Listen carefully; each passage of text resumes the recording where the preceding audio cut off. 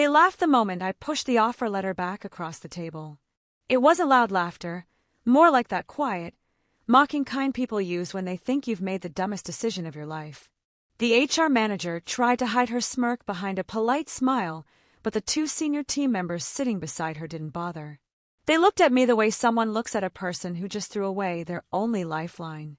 And maybe, for a second, I wondered if they were right. I mean, who refuses a job offer when they've been unemployed for 4 months? Who says no to a fancy corporate building, a salary that looked decent on paper, and a position hundreds of applicants had fought for? But something inside me felt off. Something about the environment, the rushed pressure, the way they acted like they were doing me a favor. I don't know. I just felt it in my gut, and for once in my life, I decided to trust that feeling. So I looked at them and said, "Thank you for the opportunity, but I'm going to decline." Silence at first. Then the small, sarcastic chuckles began. One of them leaned back in his chair, crossed his arms, and said, "You sure about that? Opportunities like this don't come twice." Another added, "People in your position don't usually get picky. But all right, good luck. Good luck." The famous line that never means good luck. I walked out of the office trying to keep my face steady, but inside, doubt punched me hard. Did I just ruin my life? Did I overthink everything? Was I being too proud? The elevator ride down felt endless. Each floor that passed made the heaviness in my chest grow stronger. When I finally stepped outside, the sun hit my face, but even that warmth couldn't calm the panic building inside me. I kept replaying the moment in my head, their expressions, their tone, the disbelief on their faces. And the worst part? Their laughter. It kept echoing in my ears like a reminder that I had messed up again. I didn't have parents to fall back on, no savings that could last much longer, and bills were already piling up at home. My friends had stopped checking in because they thought I needed space, but really, I just didn't want to admit how bad things had gotten. I walked to the bus stop, sat on the cold metal bench, and stared at the ground.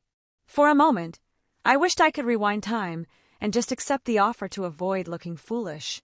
But something deep inside whispered that I did the right thing. I didn't know how or why, but the feeling was strong.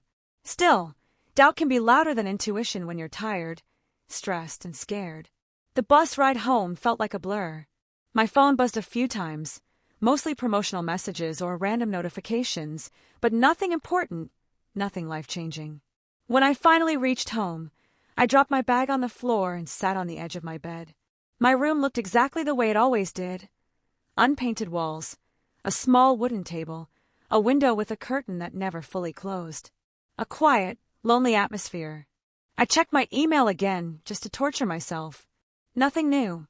Then I scrolled through job postings, but everything felt repetitive. Underpaid roles, unrealistic expectations, companies that wanted you to give your whole life in return for barely enough to survive. For a moment, I wondered if maybe settling wasn't that bad. Maybe comfort was more important than dignity. I lay back on the bed, staring at the ceiling fan spinning slowly. Minutes passed. Maybe hours. I couldn't tell. My mind kept drifting from regret to anger to confusion. Why did they laugh? Why did it bother me so much? And why, even after all that, did I still feel like the decision was somehow right? Suddenly, my phone rang. I didn't recognize the number. It wasn't local. Not even a regular corporate extension. For a moment, I considered ignoring it. But something, instinct, curiosity, or maybe the universe, nudged me to pick up. "Hello," I answered quietly. There was a brief pause on the other end, like the person was making sure I was really there. Then a calm, confident voice said, "Is this the candidate who declined our offer today?" My heart jumped. It wasn't the HR manager's voice. It wasn't anyone from the interview panel. This voice was older, clearer, and carried a weight that immediately made the room feel smaller. "Yes," I said, trying not to sound nervous. "This is me." Another short pause. Then he said, "Good. This is the CEO speaking." I sat up straight, so fast I almost dropped the phone. The CEO? Why would the CEO of a large company call someone like me? Someone they had already dismissed?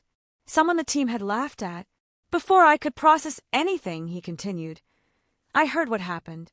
I heard you turn down the offer. And I want to hear the reason directly from you." My mouth went dry. I didn't know what to say. Was this a trick?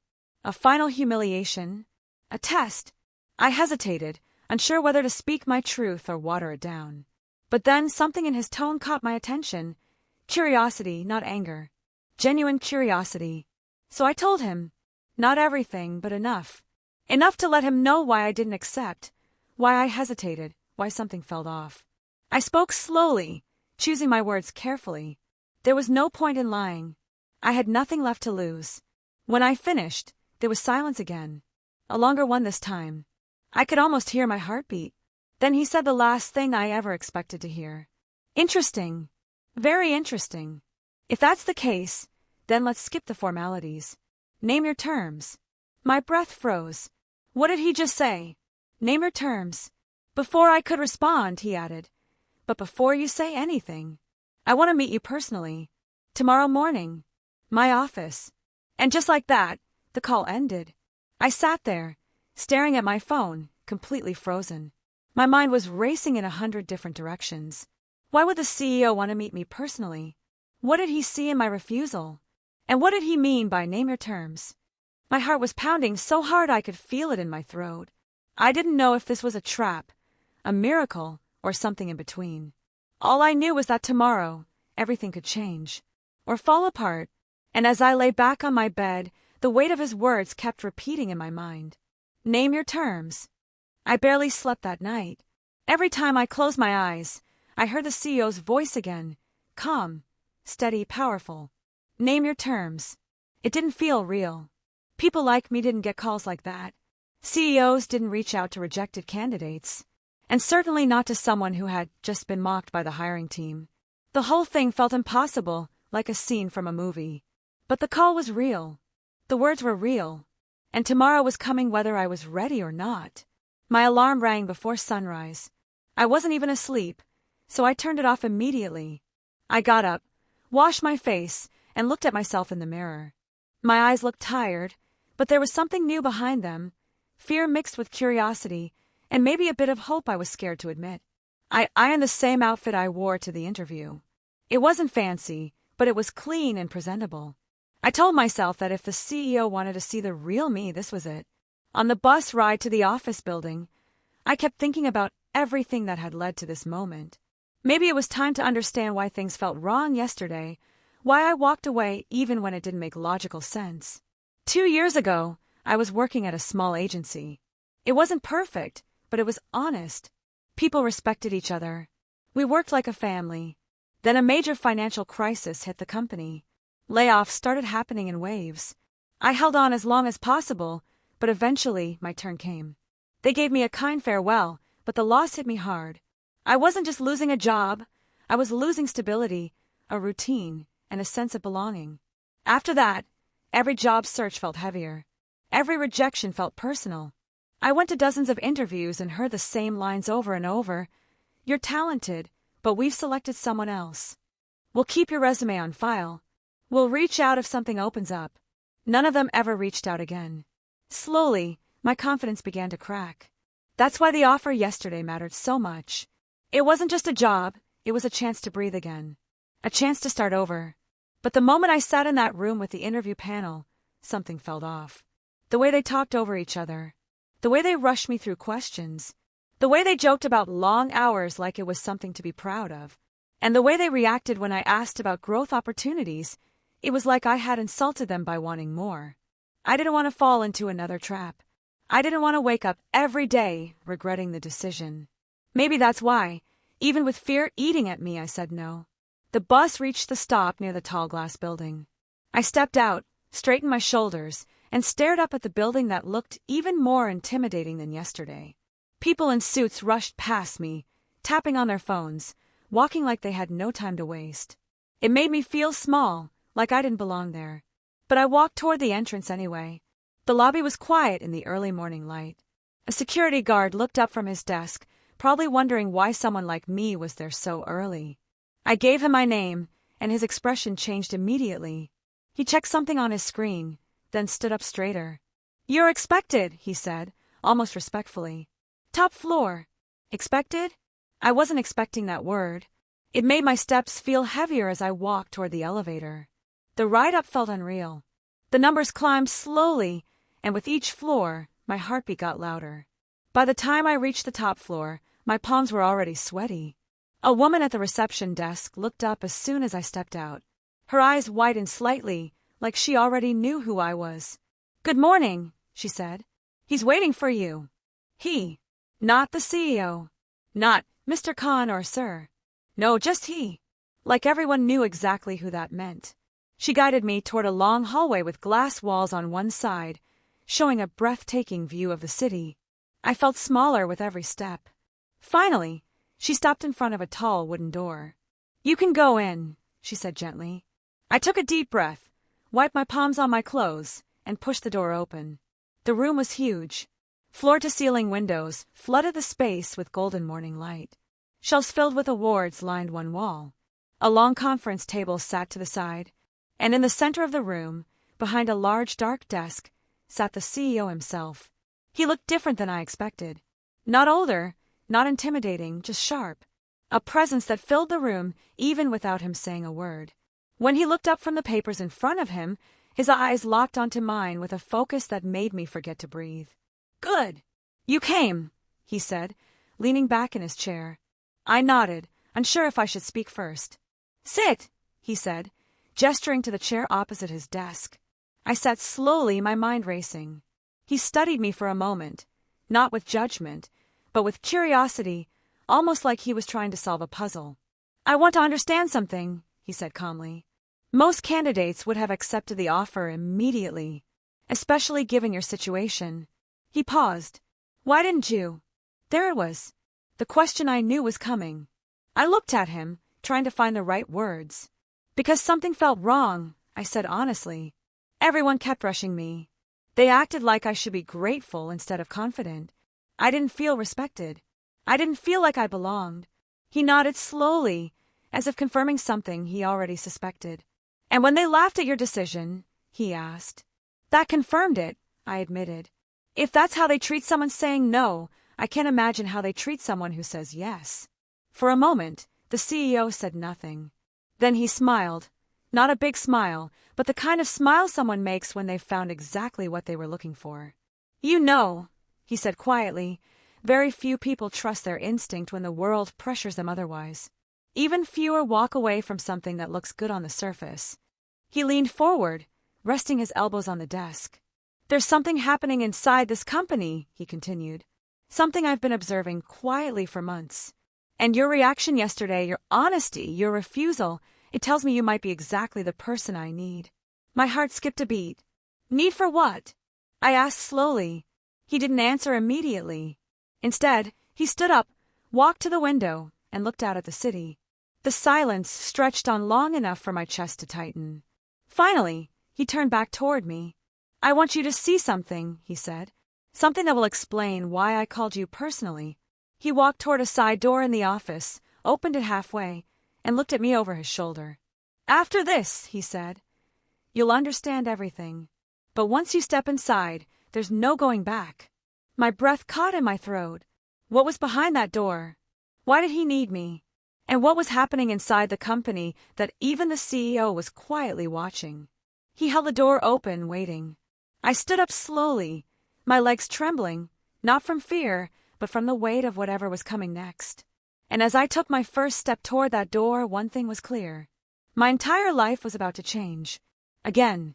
I stepped toward the door slowly, my heartbeat thudding louder with every step. The CEO watched me closely, like he was studying my reaction more than the decision itself. When I crossed the doorway, a sudden coolness brushed past me. The room inside was dimmer, quieter, almost secretive, like it wasn't meant for regular employees. It wasn't an office. It wasn't a meeting room. It looked more like a private observation space, glass panels on one side, a long screen on the other, and a round table in the center with a few scattered files. The CEO entered behind me and closed the door with a soft click that sounded far too final. "You're probably wondering what this is," he said. I swallowed hard. "Yes." He walked to the glass panel. From inside this room, we could see a different section of the floor. A busy area with employees moving around, managers discussing something in low voices, and a large team huddled around a set of screens. It was a whole operation I hadn't seen before. "Look closely," he said. I stepped forward. At first, nothing seemed strange. Just people working. But then, I noticed something. The way the managers were talking to the employees, sharp, impatient. One man kept rubbing his temples while a supervisor stood over him, pointing at his screen aggressively. A woman in the corner looked like she was trying not to cry as she typed. A heavy atmosphere filled the room, even from behind the glass. I didn't know these people, but I could feel their stress, their fear, their exhaustion. Something was wrong here. "This is the team you would have joined," the CEO said quietly. "Or rather, the team you were supposed to join." My chest tightened. If I had accepted the offer yesterday, I would have been in that room right now. "They're under pressure," he continued. "Dangerous pressure. Targets that make no sense. Leadership that has forgotten what leadership actually means." He turned toward me, his expression serious. "And the people who interviewed you yesterday? They run that division. They've created a culture where fear drives productivity, where respect is optional, where employees are replaceable." I felt a chill run down my spine. "Why didn't you stop them?" His jaw tightened slightly. "I've been trying, but I can't change a culture from the outside alone. I needed someone who could see the truth immediately. Someone who wasn't blinded by the offer, the title, or the building." I looked at the team again. One person glanced toward the clock with dread, like even time was their enemy. "I don't understand," I said. "What does any of this have to do with me?" "Everything," he said. "Because you walked away. And people who walk away from the wrong environment usually end up being the ones who can fix it." Fix it? Me? It sounded impossible. I could barely fix my own life. Before I could speak, he placed a folder on the table. "I want you to go through this," he said. "Not now, but soon. It contains everything you need to know about what's happening here, the reports, complaints, internal messages, even whistleblower notes." I stared at the folder like it was a bomb. "Why are you giving this to me?" "Because I think you have something they don't," he said. "Perspective, honesty, courage to say no when everyone expects you to say yes." I didn't feel courageous. I felt overwhelmed, lost, like I was being pulled into something bigger than me. But the main conflict was becoming clearer. This company wasn't broken at the top. It was broken somewhere in the middle, somewhere in the shadows. And for some reason, I was being pulled straight into that fire. The CEO walked back toward the window and said, "There's another thing you should know." My stomach tightened. Another thing. This situation didn't start a few months ago. It's been growing for years. And now, it's reached a point where I fear something serious might happen. Mistakes. Burnouts. People quitting in silence. Or worse. I followed his gaze. The woman at the desk had stopped typing and was staring blankly at her screen like she was somewhere else entirely. A man beside her shook his head at a supervisor and mouthed, "I can't do this anymore." My breath felt heavy. "Why show me this?" I asked quietly. The CEO looked at me with an expression that startled me. Not authority, not power, but a kind of tired hope. "Because I need someone who still cares," he said. "Someone who hasn't been corrupted by titles or ego. Someone willing to help me understand what's happening without being influenced by the people involved." I turned away from the glass. The room felt smaller now. The air thicker. A part of me wanted to run. Another part wanted to stay. And between those two parts was a tension I couldn't escape. "What do you want me to do?" I finally asked. He didn't answer immediately. Instead, he walked over to the edge of the table and tapped the folder gently. "I want you to observe," he said. "Listen. Learn. And then, when you're ready, tell me the truth. Not the version people want me to hear. The real one." It didn't sound like a job. It sounded like a mission. A dangerous one. "And the people who laughed at me yesterday?" I asked softly. He let out a faint, humorless smile. "Even they don't know what's coming. The company is shifting, and they're not prepared for it." A new tension filled the room. Something deeper, heavier, almost electric. Whatever was happening here was far beyond a toxic work environment. It was systemic, hidden, growing silently. There were layers I hadn't seen yet. I could sense subplots hiding in the shadows, politics between departments, rivalries among managers, the silent suffering of employees who had no voice. And now, somehow, I was becoming part of this web. The CEO checked his watch. "I have another meeting," he said. "But before I go, tell me one thing honestly. After seeing all this, do you want to walk away again?" My throat tightened. Walk away. A simple option. The safe option. But as I looked again at the team through the glass, something inside me shifted. A small, almost invisible spark. Maybe it was anger at how people were treated. Maybe it was curiosity. Maybe it was the part of me that had always wanted to matter, to make a difference. "I don't know yet," I admitted. He nodded. "Good. That means your decision will be real." He opened the door to leave, but before stepping out, he paused and said one last thing. "And be careful. Not everyone here will be happy to see you involved." The door closed behind him, leaving me alone, with the folder, the glass wall, and a building full of secrets waiting to pull me deeper. The room felt colder after the CEO stepped out, like the air itself knew I had crossed into something dangerous.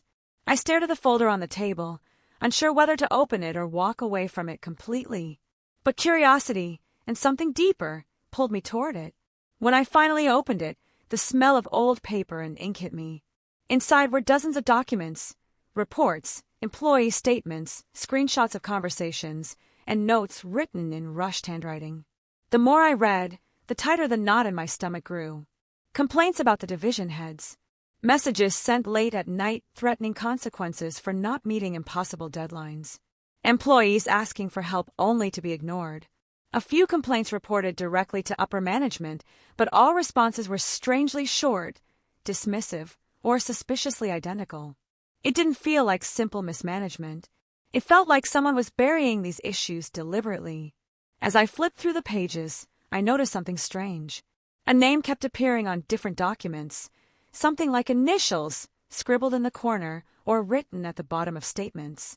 Almost like the writer wanted to leave a trace behind. A silent whistleblower. But who? A knock at the door jolted me out of my thoughts. I closed the folder quickly, not wanting anyone to see I had it.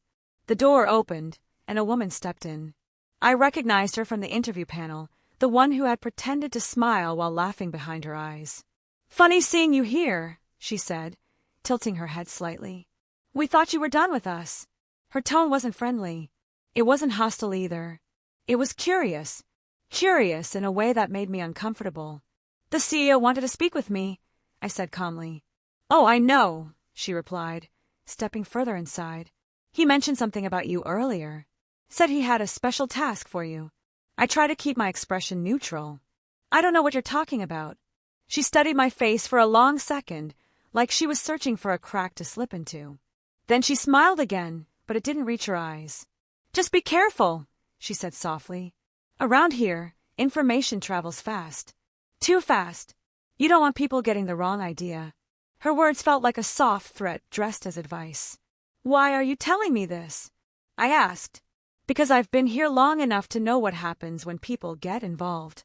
Her voice lowered, a slight tremble hidden beneath the confidence. It was the first time she sounded human.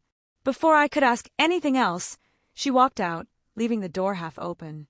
I didn't know what her warning meant exactly, but it added another layer to the tension already building around me. I placed the folder back inside a drawer and locked it, just in case. When I stepped out of the room, the hallway felt strangely empty. The lights seemed dimmer, the silence too heavy. Even the air smelled different, like something unspoken lingered in it. I walked back toward the elevator, trying to look like I belonged there. As I reached for the button, I noticed a man standing a few steps away, watching me. His arms were crossed, and his expression was unreadable. I recognized him instantly, one of the senior interviewers. The one who had laughed the loudest yesterday. "You're still here?" he asked, raising an eyebrow. "I had a meeting," I replied. "With who?" "Does it matter?" He stepped closer, his voice dropping. "Everything matters." The elevator doors opened behind me, but I didn't step in. Something about his tone felt too sharp, too calculated. "You see," he continued, "some of us don't like surprises. Especially when someone we rejected suddenly gets called upstairs. It makes people suspicious." I clenched my jaw.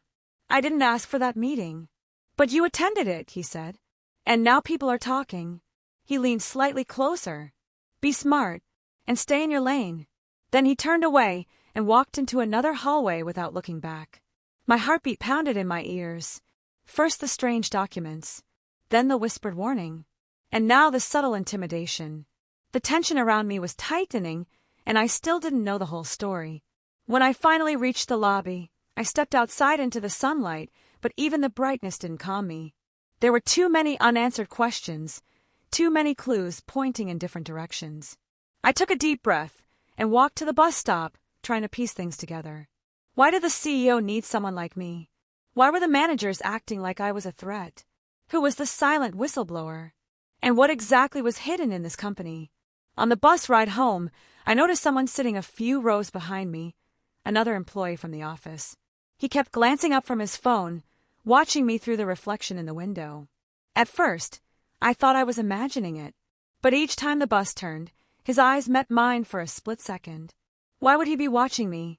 When my stop arrived, I stepped off quickly and walked fast. After a few minutes, I looked over my shoulder. He hadn't followed me. Maybe it was nothing. Maybe I was just overthinking because of everything happening at once. But that uneasy feeling wouldn't go away. At home, I placed the folder on my desk and stared at it again. The documents inside weren't just evidence. They were warnings. Signs that something rotten had been growing inside the company long before I stepped into that interview room. And somehow, without planning it, I had walked directly into the center of it. As night approached, my phone buzzed with a message from an unknown number. Don't trust anyone, not even the ones who act friendly. Before I could reply, another message came. They know who spoke to the CEO. My heart dropped. Know who spoke? Spoke about what? A final message popped up. And they're already looking for them. I stared at the screen, my breath caught in my throat. Was the whistleblower in danger? Was the CEO in danger? Was I? The room felt smaller, darker, even though the light was still on. Outside, the streets sounded quieter than usual, like the whole world had paused for a moment. I didn't know who sent those messages, but one thing was certain. The real storm hadn't started yet. It was only building, and I was standing right at the edge of it. Everything felt like it had reached a breaking point right when the second shock hit. Louder, heavier, and so unexpected that it pushed the whole story into a new direction. It happened late that night, after the confrontation with the anonymous caller who suddenly revealed things he shouldn't have been able to know. I thought the chaos would quiet down for at least a moment, but instead, the tension twisted into something sharper. As I sat alone in my apartment, replaying every word, every hint, every strange detail, I noticed something I had completely missed before. It wasn't obvious at first glance, but the more I stared, the more it felt like a warning I was never supposed to see. The message from earlier that day, the one that looked like a mistake, had been sitting in my inbox the whole time. It was buried under dozens of alerts and job-related emails, but when I opened it again, the sender name jumped at me in a way it hadn't before. It wasn't from the company. It wasn't from the CEO. It wasn't even from the man who had called me. It was from someone I hadn't heard from in years. Someone who had disappeared from my life without a single explanation. His name alone made my chest tighten, because if he was involved, then everything was even more dangerous than I thought. I clicked the message, expecting a blank screen or something simple, but instead, there were 2 words typed in a rush. Don't agree. Nothing else. No signature. No hint. Just a warning. And it terrified me because he was the last person who would ever send something like that unless there was a reason. A serious one. I sat there, staring at the screen, wondering if I should reply or pretend I never saw it. But before I could decide, my phone buzzed again. Another unknown number. The timing couldn't have been more unnerving. This time I didn't pick up. I let it ring until it stopped, but almost instantly, a new text came in. It didn't identify anyone, but it said the exact opposite of the message in my email. It said, "You're making the right choice. Don't hesitate. You won't get another chance." The contrast between the 2 messages, one pulling me back, the other pushing me forward, felt like the world was splitting in 2 directions. And for the first time, I realized I wasn't just dealing with a strange job offer or a powerful CEO. I was stuck between people who clearly knew more about my situation than I did, and none of them were telling the truth. I spent the next hour pacing around my apartment, trying to piece together the connections. The company had acted like losing me was nothing. Then suddenly the CEO started chasing after me personally. A stranger called to warn me. Now someone from my past suddenly popped back into my life to tell me not to agree. It all hinted at one thing: the offer wasn't about talent or experience. It had to be connected to something else. Something hidden. Something everyone else seemed to understand except me. I tried to calm myself by going back through old memories, looking for clues. I thought about the person who emailed me, the one who vanished years ago. We used to work on a small project together, something that never got public attention but had caught the interest of a few companies. It was nothing groundbreaking, just a concept on data behavior patterns. But the more I remembered, the more it felt like maybe it wasn't as harmless as it seemed. Maybe someone had taken it and built it into something bigger. And maybe that company, the one whose offer I turned down, was involved more deeply than I thought.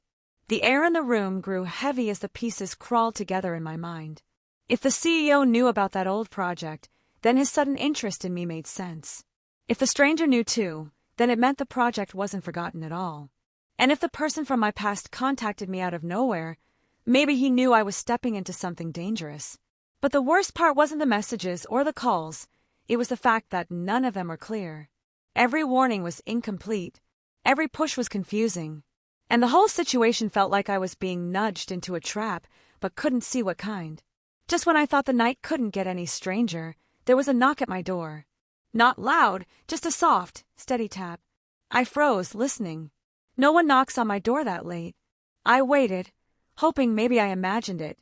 But it came again, slow, intentional, like someone wanted me to know they were there but didn't want to scare me. My heart pounded as I approached quietly and looked through the peephole, expecting a neighbor or maybe a delivery mistake. But instead, I saw nothing. No one. The hallway was empty.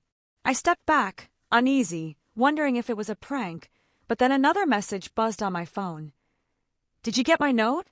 No name. No details. Just that sentence. I typed back, "Who is this?" But there was no response. I checked the door again. Still empty. The unease settled even deeper, like something was watching from just out of sight. And before I could process it, another notification came in, this time from the company's internal system. I wasn't supposed to have access anymore, but somehow I did. And someone inside had just opened my profile. My pulse jumped. Why would anyone inside the company look up my profile after I already rejected the offer? And why at this exact moment? I clicked the notification, but it didn't show who accessed it, just that someone did. Whatever was happening wasn't random. It felt organized, intentional, like multiple people were moving pieces around me, waiting to see which direction I stepped. I sat back down, trying to breathe normally. Every instinct in me said something big was coming, something connected to the name your price offer, the mysterious calls, the resurfacing past, and the sudden attention from inside the company. They weren't acting like people who lost a candidate. They were acting like people who needed something specific from me. Badly. And I couldn't shake the feeling that if I made the wrong move, everything would collapse in a way I couldn't undo. But the night wasn't done with me yet. Another vibration hit my phone. This time it was a video file. Sent anonymously. I hesitated, afraid of what I might see. But curiosity pulled my finger toward the screen. The video was only 3 seconds long, but it was enough to send a chill through my entire body. It showed a blurry image of a building I recognized, the company's headquarters. But the camera wasn't filming the outside. It was inside. And at the corner of the frame, just before the video ended, I saw a familiar shape. Someone standing behind a glass wall, watching, waiting, and staring directly at the camera as if they knew I would see it. I didn't know who filmed it. I didn't know why they sent it. But it was the final spark that made everything feel like it was rushing toward something huge, something explosive. And I wasn't sure if I was ready for what came next. Because now, instead of just wondering why the CEO cared so much, I started asking myself something far more unsettling. What exactly did they want from me, and how long had they been watching? The moment hung, in the air like the pause before a storm breaks. The room was silent, everyone staring at me as if waiting for me to fail, waiting for me to admit I had made a mistake by ever walking away from that job offer. But I stood my ground, even as my heart raced. I didn't know what the CEO wanted, or why he had suddenly taken such a personal interest in my decision, but something told me that the truth behind all of this was about to hit much harder than I expected. He leaned forward, his voice calm but edged with intensity, as if he had been preparing for this conversation for a long time. "I didn't call you," he said, "just to talk salary. I called because the moment you turned down the offer, everything inside the company shifted." I blinked, confused. "Shifted how?" He exhaled slowly, like someone carrying months of stress. "Your refusal triggered a wave of questions. Questions about what exactly we were trying to hide. What certain people inside the company were covering up." I frowned, trying to piece together what he meant. "What does that have to do with me?" "More than you think," he answered. "Because someone inside my leadership team didn't want you working here. And they went to great lengths to make sure you wouldn't." A sharp chill moved through me. Suddenly everything, those weird interview pauses, the awkward expressions, the vague promises, started to take on a different shape. "Why? I barely know anyone in your company." "That's exactly why," he said. "Sometimes strangers pose the biggest threat, especially when they're not easy to manipulate." A strange unease settled in my stomach. "Are you saying someone tried to block me from being hired?" The CEO nodded, a small, grim expression forming. "And not just you. They've blocked others before. People who asked too many questions. People who noticed things they weren't supposed to." He shook his head. "But your refusal to accept the offer changed something. It created scrutiny. It forced us to reevaluate everything." For the first time, I understood why he had called personally, but it only made me more nervous. "Why are you telling me all this now?"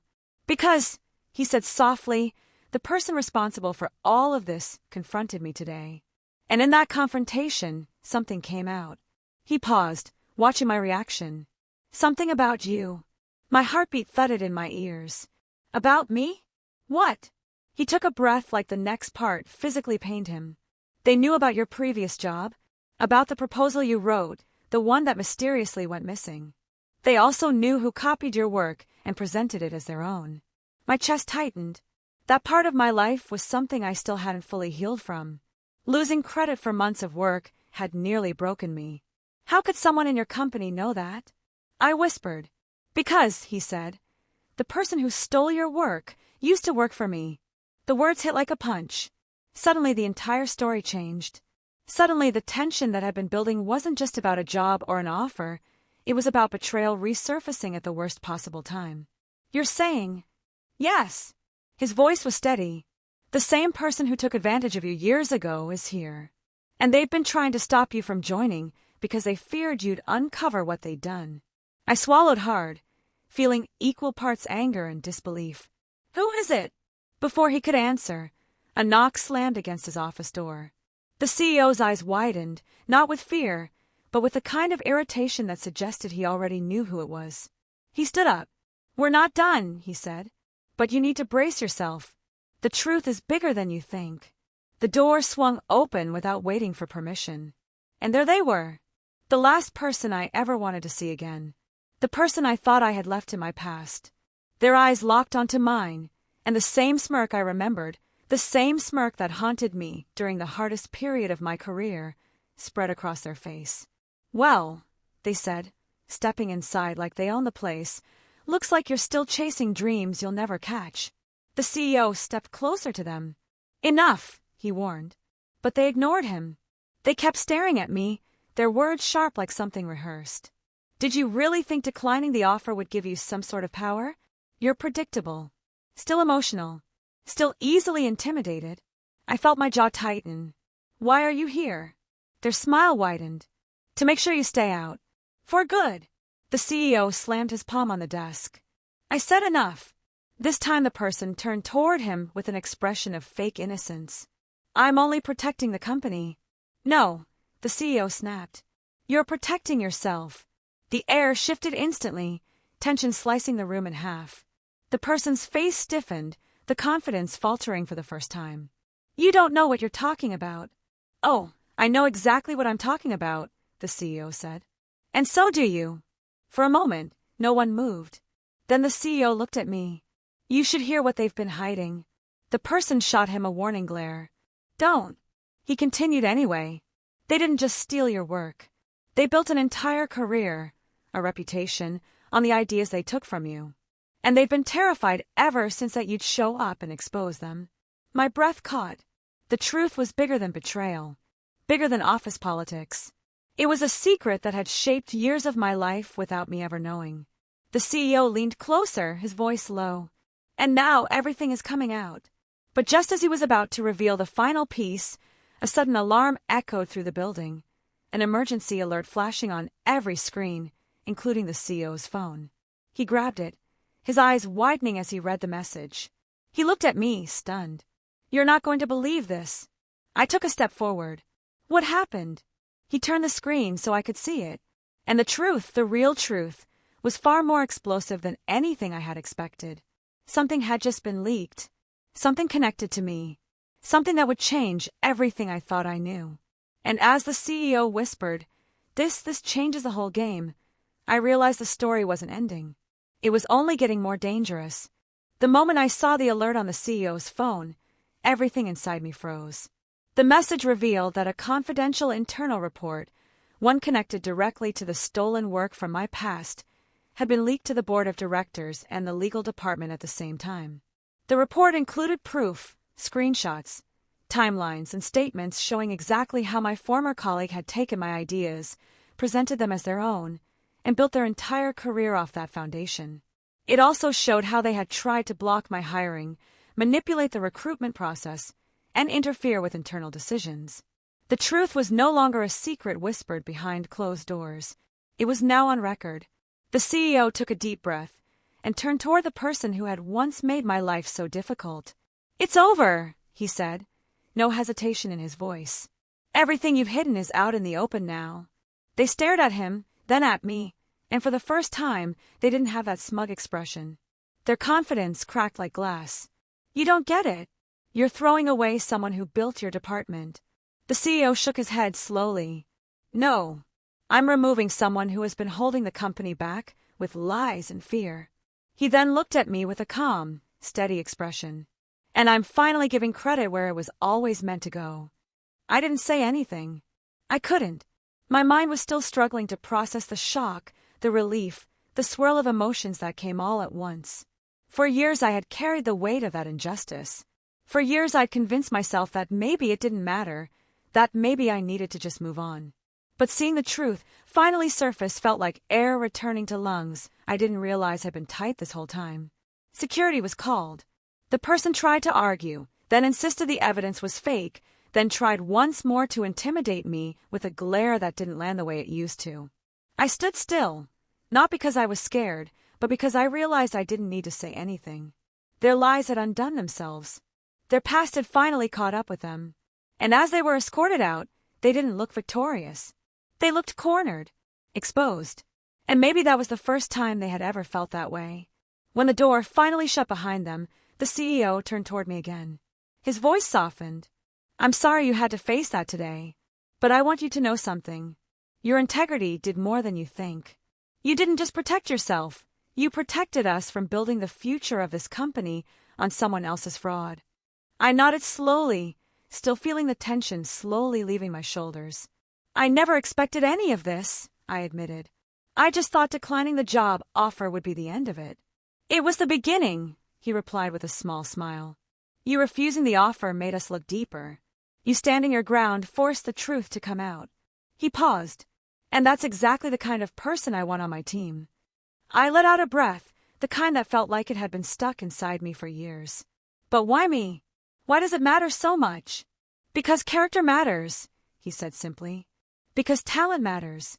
Because real work deserves real credit. And because people like you, who don't let fear or pressure shape their decisions, are rare." Then he said something I never expected. "The offer still stands. But this time, I won't ask you to accept anything blindly. I want you to come in with your eyes open, and I want you to shape the department in a way that reflects your vision. We'll adjust the salary, the position, the responsibilities, whatever you want. You earned this." For a moment, I didn't answer. I just let the room settle around me. All the moments that had led to this, the disappointment, the self-doubt, the late nights questioning whether my hard work meant anything, They all seemed to gather quietly around me. And then, slowly, I felt them lift. "I don't want special treatment," I said quietly. "I just want a fair chance." "And you'll have it," he promised. We sat down and talked, not like a CEO and a candidate, but like two people who had survived a complicated storm and were finally able to see the sky clearing. He explained how the leak had come from someone in compliance who had been suspicious for months but didn't have enough proof until the hiring conflict triggered more investigation. He told me the board would move forward with disciplinary actions, and that the company would be issuing a statement acknowledging the misconduct and outlining new transparency measures. It felt surreal hearing all of it, like I was watching someone else's story play out, but at the same time, it felt incredibly real. When the meeting ended, I stepped outside the building and let the air hit my face. The city looked the same, cars passing, people rushing, the usual noise, but I felt different. Lighter. Stronger. For the first time in a long while, I felt like I had finally taken back the part of my life I had lost. The CEO joined me by the door, hands in his pockets. "Before you go," he said, "there's something I want you to know." I turned to him, waiting. "You didn't win today because someone else got exposed," he said. "You won because you stayed true to who you are. That's what leadership looks like. And whether you accept the role or not, don't forget that." I smiled, a real one this time. "Thank you." He nodded once, then stepped back. "Take your time. Think about the offer. And when you're ready, name your terms." As I walked away, I felt a sense of closure I hadn't even known I needed. The chapter that once felt unfinished, painful, and unfair finally had an ending. Not a perfect one, not a dramatic one, just an honest, meaningful ending. The truth had come out. Justice had finally aligned with effort, and I realized something important. Sometimes life doesn't give you closure in the moment you want it. Sometimes it circles back years later, when you least expect it, and restores everything you thought you'd lost. That night, I sat at my desk, thinking about the CEO's last words. "Name your terms." The phrase echoed in my mind, not as a demand, but as an invitation to choose the future I wanted instead of settling for the one handed to me. Whether I accepted the job or walked away toward something new, one thing was clear: I was no longer the person who once felt powerless. The journey had changed me. The conflict had defined me, and the truth had freed me. And as I closed my laptop, I felt something I hadn't felt in a long time. Peace.